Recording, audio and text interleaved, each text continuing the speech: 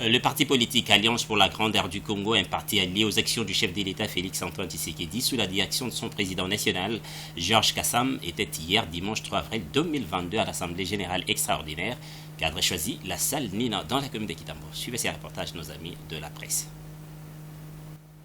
Décision de nomination aux membres du comité exécutif national. Le parti politique dénommé Alliance pour la grandeur du Congo, AGC en sigle, a tenu dimanche 3 avril 2022 son assemblée générale extraordinaire non loin de Kintambo Magasin dans la salle Nina. Une organisation réussie qui a tourné autour de deux parties essentielles. Dans la première partie, tout a commencé par la mise en place qui s'en est suivie de l'arrivée des ambassadeurs, membres du comité exécutif national, des différents invités. Après l'exécution de l'hymne national, les modérateur de l'événement, Rossi Chimpamba, n'a pas dérogé à sa tâche, celle de prendre en charge la partie qui était sienne, orienter les débats, fixer les invités et les participants. Les mots de circonstance du secrétaire général étaient la clé de voûte pour laisser libre cours à une présentation de cadre du parti et sa situation juridique. Pour lier l'utile à l'agréable, Georges Kassam, président national du parti, n'a pas manqué l'occasion de donner la vision de son parti politique qui prône les sociales. L'entrepreneuriat qui fait le socle de notre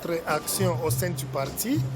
Nous voulons former les entrepreneurs. Pourquoi? Parce que les entrepreneurs, par nous comprenons que gérer bien la politique, il faut bien tenir l'économie. Quand on ne tient pas l'économie, la politique semble un peu pathogène. La deuxième partie consacrée à la collation et remise des certificats aux apprenants, signalons que l'Alliance pour grandeur du Congo a pour objectif aussi de former un entrepreneuriat plus ses membres, dont plus tard qu'on arrive à une classe moyenne dans la population, manière pour ce parti politique de soutenir les actions du chef de l'État Félix-Antoine Tshisekedi Tshilombo. Bruno Bukasa, formateur en entrepreneuriat et membre du parti, s'exprime. Nous avons pris l'option de pouvoir former des gens en entrepreneuriat, d'entreprise, parce que les soucis que nous avons aujourd'hui dans notre pays, c'est d'arriver à former des gens et avoir une classe moyenne. Les pays ne peuvent pas se développer s'il n'y a pas une classe moyenne. Donc, on a mis l'accent sur l'aspect entreprise afin que les gens soient autonomes dans leur manière de faire des choses et dans leur manière d'entreprendre dans la vie.